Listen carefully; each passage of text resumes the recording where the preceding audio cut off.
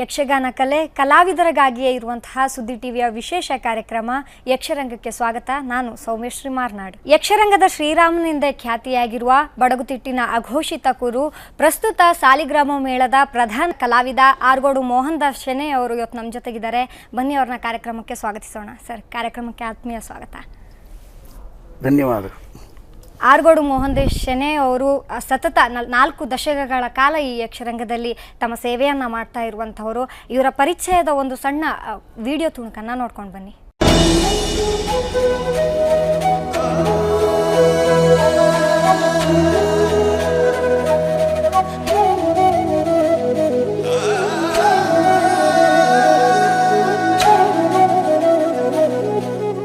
ಯಕ್ಷಗಾನ ಕಲೆಯ ಅಪೂರ್ವ ಸಂಪತ್ತು ಅಂತಲೇ ಹೇಳಬೇಕು. ಪ್ರಸ್ತುತ ಸಾಲಿಗ್ರಾಮ ಮೇಳದಲ್ಲಿ ತಮ್ಮ 41ನೇ ವರ್ಷದ ಸೇವೆಯನ್ನು ಮಾಡ್ತಾ ಇದ್ದೀರಾ.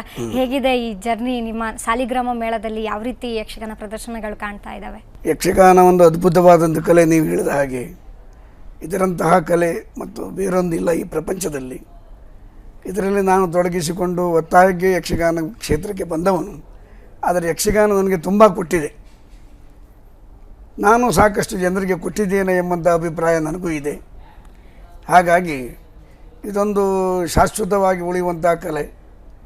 ಈ ಕಲೆಯಲ್ಲಿ 41ನೇ ವರ್ಷಗಳ ಸೇವೆ ಮಾಡುತ್ತಾ ನಾವು ನಮ್ಮ ಯಜಮಾನರು ಕಿಶನ್ ಹೆಗಡೆಯವರ ಒತ್ತಾಯಕ್ಕೆ ಮಣಿದು ಈ ವರ್ಷ ಮೇಳಕ್ಕೆ ಪುನಃ ಬಂದವು. ನಾನು ನನ್ನ ತಂದೆ ಹೊರತು ಹೋದರು, ನನ್ನ ಅಣ್ಣ ಹೋದ, ಮೊನ್ನೆ ನನ್ನ ತಾಯಿ ತೀರಿ ಹೋದರು. ಎಲ್ಲ ಮನೆಯಲ್ಲೆಲ್ಲ ತಾಪತ್ರೆ ಇದ್ದರೂ ನೀವೊಬ್ಬರು ಬರಬೇಕು, ನಿಮ್ಮ ಹೆಸರು ಬೇಕು ನಮ್ಮ ಹ್ಯಾಂಡ್ ಮಿಲ್ಗೆ ಅಂತ ಹೇಳಿ ನನ್ನನ್ನು ಕರೆಸಿಕೊಂಡಿದ್ದಾರೆ. ನಮ್ಮ ಯಜಮಾನರಂದ್ರೆ ಹಾಗೆ ನಮಗೆ ಬೇಕಾದ ಹಾಗೆ ರಜೆ ಕೊಡ್ತಾರೆ. ಮತ್ತು ಸರಿಯಾಗಿ ನನ್ನನ್ನು ಒಬ್ಬ ಹಿರಿಯ ಕಲಾವಿದ, ತನ್ನ ತಂದೆಯ ಸ್ಥಾನದಲ್ಲಿದ್ದವರು ಅಂತ ಹೇಳಿ ನನ್ನನ್ನು ನೋಡ್ಕೊಳ್ತಾ ಇದ್ದಾರೆ. ಯಾಕೆಂದರೆ ಕಾಳಿಂಗನ ಅವರ ಕಾಲದಲ್ಲಿ 4 ವರ್ಷ ಸೋಮನಾಥ ಹೆಗಡೆಯವರು ತಂದೆಯವರ ಯಜಮಾನಿಕೆ ಇತ್ತು. ಆಗಲೂ ನಾನಿದ್ದೆ. ನನ್ನ ಸೌಮ್ಯ ಗುಣವನ್ನು ಅವಲೋಕಿಸಿದ ಅವರೆಲ್ಲರೂ ನನ್ನನ್ನು ಮಾನಿಸಿದ್ದಾರೆ. ಈಗಲೂ ಕೂಡ ಹಾಗೆ ಕಿಶನ್ ಹೆಗಡೆಯವರು ನನ್ನನ್ನು ಒಳ್ಳೆಯ ಗೌರವದಿಂದ ನೋಡ್ತಾ ಇದ್ದಾರೆ. ಕಲಾವಿದ ಅಂತ ಹೇಳಿದ ಮೇಲೆ ಬೇರೆ ಬೇರೆ ರೀತಿಯ ಕಲಾವಿದರಿದ್ದಾರೆ, ಬೇರೆ ಬೇರೆ ಪಾತ್ರಗಳನ್ನು ನಿರ್ವಹಿಸುವವರಿದ್ದಾರೆ. ನಮ್ಮ ಈ ಸಾಲಿಗ್ರಾಮದ ಒಂದು ತಂಡ ಅಂತ ಹೇಳಿದರೆ ಪ್ರಸ್ತುತ ಯುವಕರ ತಂಡ. ಯಾವ ವೇಷವನ್ನು ಯಾರೋ ಮಾಡುವಂತಹ ಒಂದು ಸಾಮರ್ಥ್ಯ ಇದ್ದಂತಹ ತಂಡ, ಚೌಕಿಯಲ್ಲಿ ಹೇಳಿಕೊಟ್ಟದನ್ನು ರಂಗಸ್ಥಳ ಹಾಗೆ ಬಿತ್ತರಿಸುವಂತಹ ಒಂದು ಯೋಗ್ಯತಾವಂತರ ತಂಡ ನಮಗಿದೆ. ಅದರಿಂದ ಈ ವರ್ಷದ ಈ ತಂಡ ನನಗೆ ಬಹಳ ಖುಷಿ ಕೊಟ್ಟಿದೆ. ಸರ್, ಯಕ್ಷಗಾನದಲ್ಲೇ ಡೇರೆ ಮೇಳಗಳು ಅಂತ ಇರೋದು ಒಂದು, ನೀವು ಭಾಗವಹಿಸ್ತಾ ಇರುವಂಥ ಮೇಳ ಸಾಲಿಗ್ರಾಮ ಮೇಳ, ಹಾಗೆ ಪೆರಡೂರು ಮೇಳ. ಇದರ ಬಗ್ಗೆ ಏನು ಹೇಳ್ತೀರಾ ಸರ್? ಅಂದರೆ ಡೇರೆ ಮೇಳಗಳನ್ನು ಕಾಂಟ್ರಾಕ್ಟ್ ವಹಿಸಿಕೊಂಡು ಈ ಹಣ ತುಂಬಲು ಕಾಂಟ್ರಾಕ್ಟ್ ವಹಿಸಿದವರಿಗೆ ಬಹಳ ಕಷ್ಟ ಆಗ್ತದೆ. ಹಿಂದೆಲ್ಲ ನಡೆದು ಹೋಗಿತ್ತು ಅದು. 5-6 ಮೇಳಗಳಿದ್ದವು. ಧರ್ಮಸ್ಥಳ, ಮಹಾಮಾಯಿ, ಸುರತ್ಕಲ್ ಮತ್ತು ನಿಮ್ಮ ಕದಿರಿ ಮೇಳ, ಹೀಗೆ ತುಂಬ ಇದ್ದವು. 7-8 ಮೇಳ ಇದ್ದರೂ ಸಮರ್ಥವಾಗಿ ಪ್ರದರ್ಶನ ಕೊಡುತ್ತಾ ಹಣ ಗಳಿಕೆಯಲ್ಲಿ ಕೂಡ ಉತ್ತಮವಾದಂತಹ ಸಂಪಾದನೆಯನ್ನು ಮಾಡಿದ್ದಾರೆ. ಕೊನೆಗೆ ಈ ಕಲಾವಿದರ ಆಚೆಗೆ ಹೋಗಿ ಕೊನೆಗೆ ಕೆಲಸಗಾರರ ಕಲಾವಿದರು ಸಿಗದೇ ಇರುವಂಥದ್ದು ಮತ್ತು ಅವರ ಪ್ರದರ್ಶನ ಒಳ್ಳೆಯ ರೀತಿಯಲ್ಲಿ ಆಗದೇ ಇರುವಂಥದ್ದು, ತುಳು ಪ್ರಸಂಗಕ್ಕೆ ಹೆಚ್ಚು ಒತ್ತು ಕೊಟ್ಟ ಕಾರಣ ನಮ್ಮ ಕಡೆಯಲ್ಲೆಲ್ಲ ನಡೆಯುವುದಿಲ್ಲ ಅದು. ಆದ್ದರಿಂದ ಸದ್ಯ ಸಮರ್ಥ ಒಬ್ಬ ವ್ಯವಸ್ಥಾಪಕ ಬೇಕು. ಕಿಶನ್ ಹೆಗಡೆಯವರು, ಕರುಣಾಕರ್ ಶೆಟ್ಟರು, ಇಂಥವರು ಸಮರ್ಥ ಯಜಮಾನರಿದ್ದರೆ, ಸಮರ್ಥ ಮ್ಯಾನೇಜ್ಮೆಂಟ್ ಇದ್ದರೆ, ಸಮರ್ಥ ಕಲಾವಿದರಿದ್ದರೆ ಮೇಳ ಡೇರೆ ಮೇಳವಾಗಿ ಕಾಣಿಸಲಿಕ್ಕೆ ಸಾಧ್ಯ. ಮಧ್ಯೆ ಎಲ್ಲ ಗಂಡಾಂತರ ಬಂದು ಒದಗುತ್ತದೆ. ಭಿನ್ನಾಭಿಪ್ರಾಯಗಳು ಅದು ಇದು ಬಂದು ಕೆಲವು ಮೇಳಗಳು ಬರಿಗೆ ಸರಿದಿದೆ, ವ್ಯಾವಹಾರಿಕವಾಗಿ ಅವರು ಸೋತಿದ್ದಾರೆ ಅಂತ ನನ್ನ ಅಭಿಪ್ರಾಯ.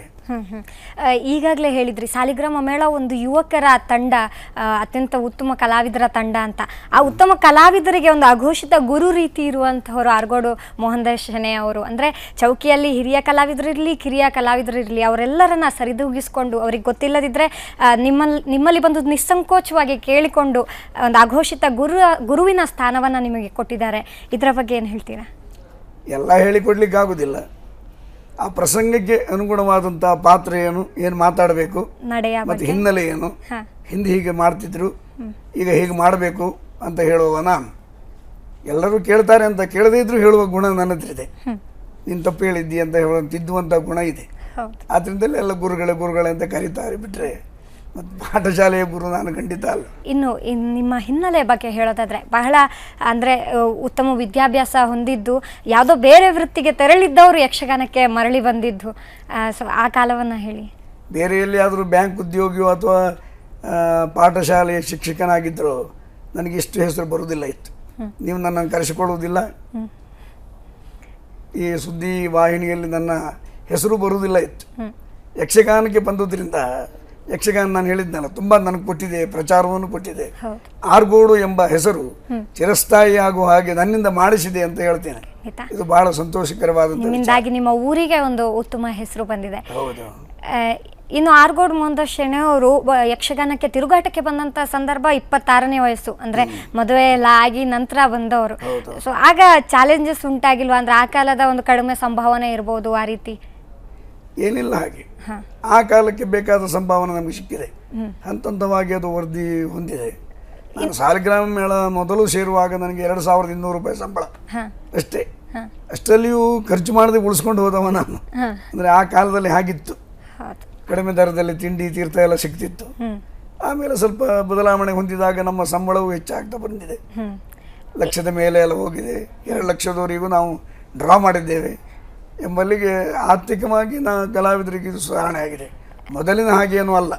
ನಾವೀಗ ಪ್ರಥಮ ಧನ್ಯವಾದ ಹೇಳಬೇಕಾದದ್ದು ಯಾರಿಗೆ ಅಂತ ಹೇಳಿದರೆ, ಈ ಯಕ್ಷಗಾನದ ಈ ಸಾಹಿತ್ಯಗಳನ್ನೆಲ್ಲ ತಲೆ ಮೇಲೆ ಹೊತ್ತು ಊರಿಂದ ಊರಿಗೆ ಪ್ರಯಾಣ ಮಾಡಿ ಒಂದೇ ಊಟ ಮಾಡಿ ರಾತ್ರಿ ಇಡೀ ಯಕ್ಷಗಾನ ಪ್ರದರ್ಶನವನ್ನು ಮಾಡಿ ಉಳಿಸಿಕೊಂಡಂಥ ಕಲಾವಿದಿದ್ದಾರೆ ನಮ್ಮ ಹಿರಿಯವರೆಲ್ಲ. ಅಂಥವರಿಗೆ ನಾವು ಧನ್ಯವಾದ ಹೇಳಬೇಕು. ಈ ಕಲೆಯನ್ನು ಉಳಿಸಿದ್ದಾರೆ ಎಂಬುದು ಕಾರಣವಾಗಿ ನಾವಿಲ್ಲಿ ಅನ್ನ ತಿಂತಾ ಇದ್ದೇವೆ ಅಷ್ಟೇ. ನಾವು ಶೋಕಿ ಮಾಡ್ತಾ ಇದ್ದೇವೆ, ನಾವು ವಿಜೃಂಭಣೆಯ ಕಾಲ ಕಳೀತಾ ಇದ್ದೇವೆ ಅಂತ ಹೇಳಿದರೆ ಅವರ ದಯೆಯಿಂದ ಅವರು ಉಳಿಸಿದ್ದಾಕಿ ನಾವು ಈಗ ಈ ರಂಗದಲ್ಲಿ ಕೆಲಸ ಮಾಡ್ತಾ ಇದ್ದೇವೆ. ಹೆಚ್ಚಿನ ಸಂಭಾವನೆಯೂ ಇಲ್ಲದೆ ಊರೂರು ಸುತ್ತಿ ಕಷ್ಟಪಟ್ಟು ಕಲೆಗೆ ಅಲ್ಲಿ ಒಂದು ಅವಕಾಶ ಇಲ್ಲದಂಥ ಸಂದರ್ಭದಲ್ಲಿಯೂ ಉಳಿಸಿಕೊಟ್ಟಿದ್ದಾರೆ ನಮ್ಮ ಯಕ್ಷಗಾನವನ್ನು. ಸರ್, ಇನ್ನು ನೀವು ತಿರುಗಾಟಕ್ಕೆ ಆರಂಭದಲ್ಲಿ ಸೇರುವಂಥ ಸಮಯದಲ್ಲಿ ನಿಮಗೆ ಗುರು ಯಾರು? ನಿಮ್ಮ ನಾಟ್ಯಕ್ಕಿರ್ಬೋದು, ಹಾಗೆ ಆರ್ಗೋಡು ಶೈಲಿ ಅಂತಾನೆ ನೀವು ಹುಟ್ಟು ಹಾಕಿದ್ದೀರಾ. ಸೊ ಈ ಯಶಸ್ಸಿಗೆ ಕಾರಣ ಹಿಂದಿನ ಗುರು ಯಾರು ನಿಮ್ಮ ಹಿಂದಿನ? ನನಗೆ ಆದ್ಯಂತ ಗುರು ನನ್ನ ತಂದೆಯವರೇ. ಅರ್ಥಕ್ಕಾಗಲಿ, ರಂಗಸ್ಥಳದಲ್ಲಿ ಚಾಲನೆಗಾಗಲಿ ಎಲ್ಲವರೇ. ಮತ್ತು ದೊಡ್ಡ ತಂದೆ ನರಸಿಂಹ ಶಾನ್ಭಾಗರು ಅಂತ ಅವರು ವೇಷಧಾರಿಗಳಾಗಿದ್ದರು. ಕೊನೆಗೆ ನಾಟ್ಯಕ್ಕೆ ಕಮಲಶಿಲೆ ಮಹಾಬಲ ದೇವಾಡಿಗೆ ಒಬ್ಬರು ಹಾಸ್ಯಗಾರರು, ಅವರು ನಮ್ಮ ಮನೆಗೆ ಕರೆಸಿ ಒಂದು 15 ದಿವಸ ನಾವು ಮೇಳಕ್ಕೆ ಸೇರ್ತೇನೆ ಅಂತ ನಾಟ್ಯ ಪ್ರಾಕ್ಟೀಸ್ ಮಾಡಿದ್ ಬಿಟ್ಟರೆ ಒಂದು ವ್ಯವಸಾಯ ಕಲಾವಿದನಾಗ್ತೇನೆ ಅಂತಲ್ಲ. ಅದು ಮುಂದುವರೆದು ನಾನು ಈ ವ್ಯವಸಾಯದಲ್ಲಿ ಉಳಿಯುವ ಹಾಗಾಯಿತು. ನನಗೆ ಹೆಸರು ಬಂತು. ಕೊನೆಗೆ ಬಿಡಲಿಕ್ಕೆ ಆಗದಂಥ ಒಂದು ನಂಟು ನಮಗೆ ಯಕ್ಷಗಾನದಲ್ಲಿ ಹೀಗೆ ಸೇರಿಕೊಂಡು ಬಂತು. ಖಂಡಿತ ನಿಮ್ಮ ಊರು ಹಾಗೆ ನಿಮ್ಮ ಹಿರಿಯರು ಎಲ್ಲರೂ ಒಂದು ಯಕ್ಷಗಾನದ ಪರಂಪರೆಯನ್ನು ಕಟ್ಟಿಕೊಟ್ಟವರು. ಇದರ ಬಗ್ಗೆ ಇನ್ನಷ್ಟು ಮಾತನಾಡೋದಿದೆ ವೀಕ್ಷಕರೇ. ಅದಕ್ಕಿಂತ ಮುಂಚೆ ಒಂದು ಪುಟ್ಟ ವಿರಾಮದ ಬಳಿಕ ಯಕ್ಷರಂಗ ಕಾರ್ಯಕ್ರಮಕ್ಕೆ ಮತ್ತೆ ಸ್ವಾಗತ. ಸರ್, ಯಕ್ಷರಂಗದಲ್ಲಿ ಒಂದು ಆರ್ಗೋಡು ಶೈಲಿಯನ್ನೇ ಹುಟ್ಟು ಹಾಕಿದವರು ನಿಮಗೆ ಹಾಗೆ ನಿಮ್ಮ ಕುಟುಂಬಕ್ಕೆ ಯಕ್ಷಗಾನದ ಇತಿಹಾಸ ಬಹಳ ಹಿಂದಿನಿಂದಲೇ ಇದೆ. ಅದರಲ್ಲೂ ಪ್ರಮುಖವಾಗಿ ನಿಮ್ಮ ತಂದೆ ಕೆ ಗೋವಿಂದರಾಯ್ ಶೆಣೈ ಅವರು ಕೂಡ 51 ವರ್ಷಗಳ ಕಾಲ ಭಾಗವತಿಕೆಯನ್ನು ಮಾಡಿದವರು. ಸೊ ಅವರ ಆ ಕಾಲ ಹೇಗಿತ್ತು, ಕಾಲಘಟ್ಟ ಹೇಗಿತ್ತು? ಬಹಳ ಕಷ್ಟ ಇತ್ತು. ನಾವೆಲ್ಲ ಸಣ್ಣ ಮಕ್ಕಳಿತ್ತು. ಅವರು ಮೇಳದ ಒಂದು ಏನು ಹೇಳ್ತೇವೆ ನಾವು ಸಣ್ಣ ಭಾಷೆಯಲ್ಲಿ ಚಟ ಅಂತ ಹೇಳ್ತೇವಲ್ಲ, ಆ ಕಾರಣಕ್ಕಾಗಿ ಮೇಳ ಸೇರಿಕೊಂಡವರು. ನಮ್ಮ ದೊಡ್ಡ ತಂದೆಯವರು ಕಮಲಶಿಲೆ ಮೇಳ ಹುಟ್ಟು ಹಾಕಿದವರು. ಭಾಳ ಕಷ್ಟಪಟ್ಟವರು. ಮನೆಯಿಂದೆಲ್ಲ ಈ ಅಡಿಕೆ ವ್ಯಾಪಾರ ಮಾಡಿ ಬಂದ ಹಣವನ್ನೆಲ್ಲ ಯಕ್ಷಗಾನಕ್ಕೆ ಹಾಕಿ ಮನೆಯನ್ನೆಲ್ಲ ಸ್ವಲ್ಪ ಆರ್ಥಿಕವಾಗಿ ಬಡತನ ಬರುವ ಹಾಗೆ ಮಾಡಿದವರು ಅವರೆಲ್ಲ. ಆದರೂ ಯಕ್ಷಗಾನ ಉಳಿಸಿದ್ದಾರೆ. ಅವರದ್ದೆಲ್ಲ ಕೊಡುಗೆ ಅಂತ ನಾನೇ ಈಗ ಅವರೆಲ್ಲರ ಪರಿಶ್ರಮಕ್ಕೆ ಉತ್ತರ ಕೊಡುವುದು ನಾನೊಬ್ಬನೇ, ಅಂದರೆ ಮತ್ತೆ ಯಾರಿಲ್ಲ.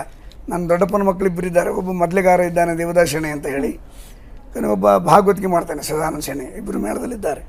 ಒಬ್ಬ ಕಮಲಶಿಲೆ ಮೇಳದಲ್ಲಿದ್ದಾನೆ, ಮತ್ತೊಬ್ಬ ಶನೀಶ್ವರ ಮೇಳದಲ್ಲಿದ್ದಾರೆ. ಆ ವಾಹಿನಿಯಲ್ಲಿ ತಪ್ಪಿ ಹೋಗಲಿಲ್ಲ. ನನ್ನ ಮಗನು ವಿಷ್ಣು ಶೆಣೈ ಅಂತ ಹೇಳಿ ಅವನು ವೇಷ ಮಾಡ್ತಾನೆ, ಭಾಗವತಿಗೂ ಮಾಡ್ತಾನೆ. ಆದರೆ ಇದಕ್ಕೆ ತೊಡಗಿಕೊಳ್ಳಲಿಲ್ಲ. ನಾವು ಬೇಡ ಅಂತ ಬಿಟ್ಟಿದ್ದೇವೆ ಅದನ್ನು. ಹಾಗೆ ನಿಮ್ಮ ಊರು ಪಾರಂಪರಿಕವಾಗಿ ನಿಮಗೆ ಕುಂದಾಪುರದ ಕಮಲಶಿಲೆ ದೇವಸ್ಥಾನ ಯಕ್ಷಗಾನದ ಒಂದು ಪರಂಪರೆಯನ್ನೇ ಕಟ್ಟಿಕೊಟ್ಟಿತ್ತು. ಸೊ ಅದಕ್ಕೆ ಯಾವ ರೀತಿ ಹಿನ್ನೆಲೆ ಇದೆ ಅಂತ?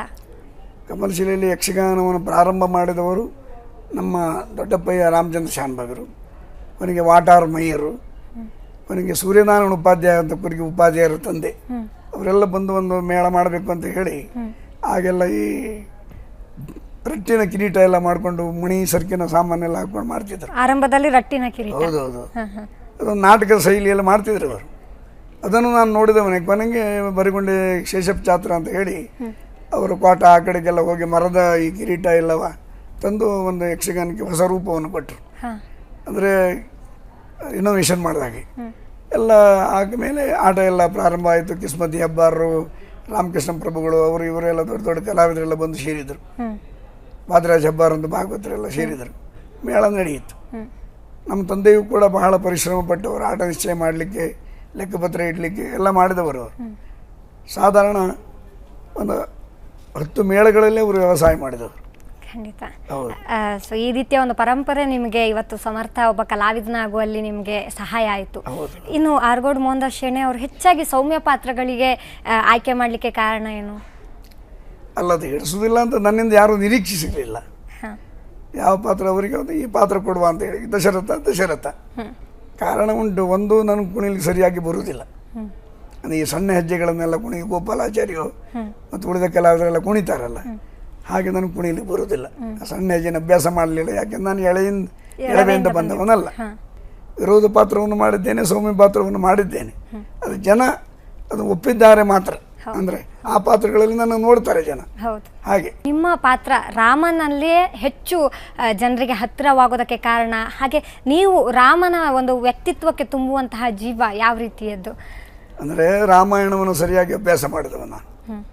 ರಾಮ ಈ ಎಲ್ಲ ವಿಶಿಷ್ಟ ಪಾತ್ರಗಳಲ್ಲಿ, ಪುರಾಣ ಪಾತ್ರಗಳಲ್ಲಿ ರಾಮನ ಪಾತ್ರವೇ ಒಂದು ವಿಶಿಷ್ಟವಾದದ್ದು. ಆದರ್ಶ ಪತಿ, ಆದರ್ಶ ಮಹಾರಾಜ, ಆದರ್ಶ ಭಾತ್ರ, ಆದರ್ಶ ಲೋಕಕ್ಕೆ ಗುರು, ಆದರ್ಶ ರಾಜನೂ ಕೂಡ. ಆ ಕಾರಣಕ್ಕೆ ಇದೆಲ್ಲವನ್ನು ನಾವು ಅವಲೋಕಿಸಿದಾಗ ರಾಮನ ಪಾತ್ರ ಹೆಚ್ಚು ನನಗೆ ಮನಸ್ಸಿಗೆ ಹಿಡಿಸುವಂಥದ್ದು. ರಾಮನ ಪಾತ್ರಗಳಲ್ಲಿ ಹಾಗಾದ್ರೆ ನೀವು ದೇವರ ಸ್ವರೂಪ, ದೇವರು ಅಂತ ನೀವು ಎಲ್ಲಿಯೂ ಬಿಂಬಿಸಿಲ್ವಾ? ಇಲ್ಲ, ಬಿಂಬಿಸಬಾರದು ಅಂತ ಇದೆ ಪುರಾಣದಲ್ಲಿ, ರಾಮಾಯಣದಲ್ಲಿಯೂ ಹಾಗೆ ಇದೆ. ಮನುಷ್ಯನಾಗೇ ರಾವಣನನ್ನು ಕೊಲ್ಲಬೇಕು, ರಾವಣ ಬರದಂತೆ. ಕೊನೆಗೆ ಮನುಷ್ಯನಾಗಿ ಹುಟ್ಟಿ ದೇವನಾಗಲಿಕ್ಕೆ ಸಾಧ್ಯ ಅಂತ ತೋರಿಸಿಕೊಟ್ಟವನು. ಕೆಲ ಪ್ರಸಂಗಗಳಲ್ಲಿ ರಾಮ ತನ್ನ ವ್ಯಕ್ತಿತ್ವವನ್ನು ಸಮರ್ಥಿಸಿಕೊಳ್ಳುವಂಥ ಒಂದು ಪ್ರಸಂಗಗಳು ಬರ್ತವೆ. ಅಂದರೆ ಅನುಮಾನದ ವ್ಯಕ್ತಿ, ಹೆಂಡತಿಯನ್ನು, ಸೀತೆಯನ್ನು ಕಾಡಿಗೆ ಅಟ್ಟಿದಂತಹ ವ್ಯಕ್ತಿ, ಇಂಥ ಸಂದರ್ಭದಲ್ಲಿ ಯಾವ ರೀತಿ ಸಮರ್ಥಿಸಿಕೊಳ್ತೀರಾ ಅಂತ? ಅದೊಂದು ಗಂಡ ಹೆಂಡತಿಯ ಸಂಭಾಷಣೆ. ಅರಸಿ ಕೇಳು ಸುಮ್ಮನೆ ಭ್ರಮೆಗೊಳ್ಳಬೇಡವೇ, ಸರಸದ ಮೃಗವಲ್ಲವು ಅಂತ ರಾಮ ಹೇಳ್ತಾನೆ. ಈ ದುರುಳರ ಮಾಯೆ ನಿನ್ನದನ್ನು ಅಪೇಕ್ಷಿಸಬೇಡ, ಕೇಡು ಉಂಟಾಗ್ತದೆ ಅಂತ ಹೇಳ್ತಾನೆ. ಆದರೆ ಅವನು ಹೇಳ್ತಾಳೆ, ಕಾಡಿನ ಮೃಗದಿಂದ ಕೇಡು ಬಂತಾದರೆ ನೋಡಿಕೊಂಬೇನು ಬಂದುದ ಅಂತ ಹೇಳ್ತಾಳೆ. ಇದರ ಒಳ ಅರ್ಥ ಏನು ಅಂದರೆ ರಾವಣ ವಧೆಗಾಗಿಯೇ ಅವರಿಬ್ಬರು ಅಲ್ಲಿಗೆ ಬಂದದ್ದು ಅಂತ ನಂತರದ ಅರ್ಥ ಅದು. ಆದರೆ ಹೆಂಡತಿ ಒಬ್ಬಳು ಹೀಗೆ ಹೇಳ್ತಾಳೆ, ಬಂದದ್ದು ನಾನು ನೋಡ್ಕೊಳ್ತೇನೆ ಅಂತ ಹೇಳಿದ ಮೇಲೆ ಅದು ಗಂಡನಿಗೆ ಸವಾಲಲ್ವಾ? ನೋಡಿಕೊಳ್ತೇನೆ ನಾನು, ಅದನ್ನು ತಂದುಕೊಡಿ ಅಂತ ಹಠ ಹಿಡಿತಾಳೆ ಅಂತಾರೆ. ಹೋಗಲೇಬೇಕಾಯ್ತು ರಾಮ ಒತ್ತಾಯಕ್ಕೆ ಮಣಿದು. ಆಗ ಸೀತೆ ನೋಡಿಕೊಂಡಳು ಯಾವುದನ್ನು? ರಾವಣನ ವಧೆಯನ್ನು. ರಾವಣನ ವಧೆಯಾಗುವವರೆಗೆ ಹನುಮಂತ ಅಶೋಕವನಕ್ಕೆ ಹೋದಾಗ ಬನ್ನಿ ನಿಮ್ಮನ್ನು ಎತ್ಕೊಂಡು ಹೋಗ್ತೇನೆ, ರಾಮನ ಬಳಿಯಲ್ಲಿ ಬಿಡ್ತೇನೆ ಅಂತ ಹೇಳಿದಾಗ ಒಪ್ಪಲಿಲ್ಲ ಅವಳು. ರಾಮನೇ ಬರಬೇಕು ಇಲ್ಲಿಗೆ, ರಾಮನೇ ಕರ್ಕೊಂಡು ಹೋಗಬೇಕು, ಸಾಕೇತ ಸಮ್ರಾಟನ ಪ್ರತಿನಿಧಿಯಾಗಿ ಅವನು ಬರಬೇಕು, ರಾವಣನ ಕೊಂದು ನನ್ನನ್ನು ಕರ್ಕೊಂಡು ಹೋಗಬೇಕು, ಅದು ಸಾಕೇತದ ರಾಮನ ಮರ್ಯಾದೆ ಅಂತ ಎಚ್ಚರಿಸಿದಾಳೆ ಅವಳು.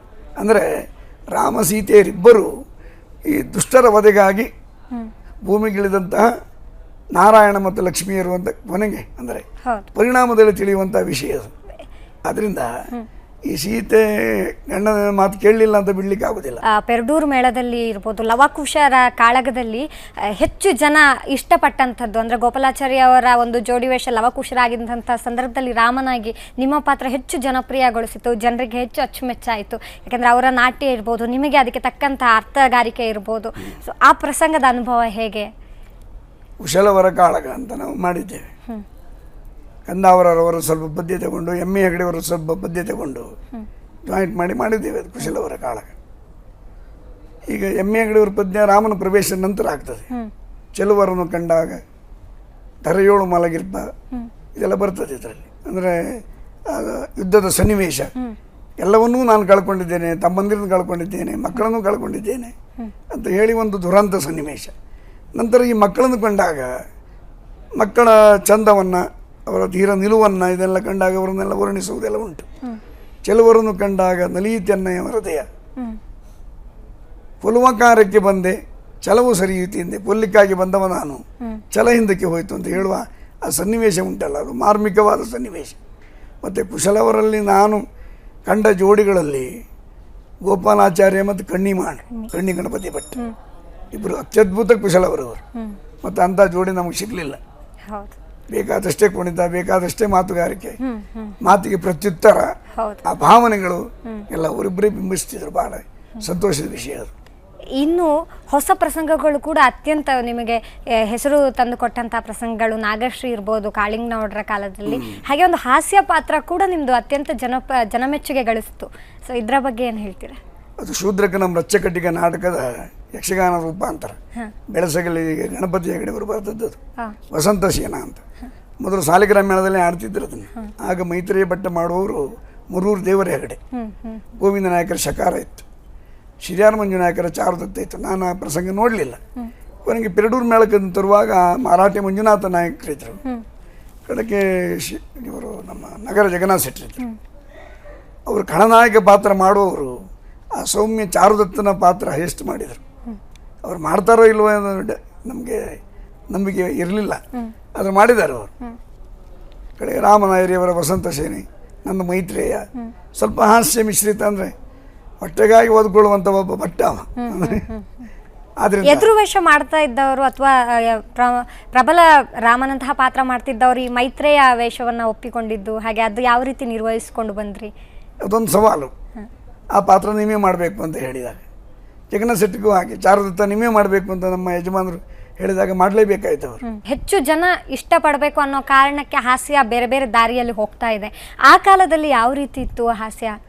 ಈಗ ಯಕ್ಷಗಾನ ಪ್ರಸಂಗಗಳೆಲ್ಲ ನಗಿಸುವುದೇ ಪರಮೋದ್ದೇಶವಾಗಿ ಮಾಡ್ತಾರೆ.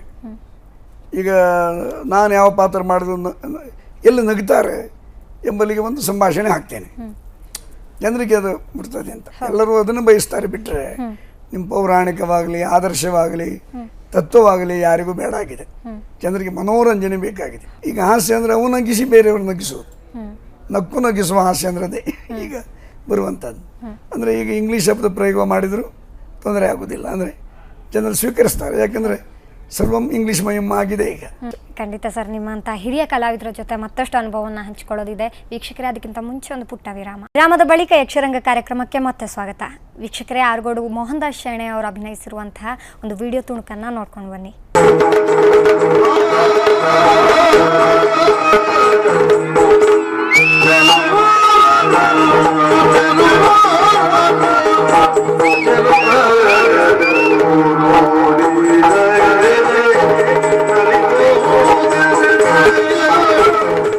ಸರ್, ನಿಮ್ಮ ವೇಷವನ್ನು ನೋಡ್ತಾ ಇದ್ದ ಹಾಗೆ ಅಂದರೆ ಮಾತುಗಾರಿಕೆಗೆ ಹೆಚ್ಚು ರಾಮಾಯಣವನ್ನು ಚೆನ್ನಾಗಿ ಅಭ್ಯಸಿಸಿ ಒಂದು ಮಾಡ್ತಾ ಇರುವಂಥದ್ದು, ಜೊತೆಗೆ ನೀವು ತಾಳಮದ್ದಲೆಯಲ್ಲೂ ಹೆಚ್ಚು ಸಕ್ರಿಯರು ಅಂತ ಕೇಳ್ಪಟ್ಟಿದ್ದೇವೆ. ಸೊ ತಾಳಮದ್ದಲೆ ಅನುಭವ ಹೇಗಿದೆ?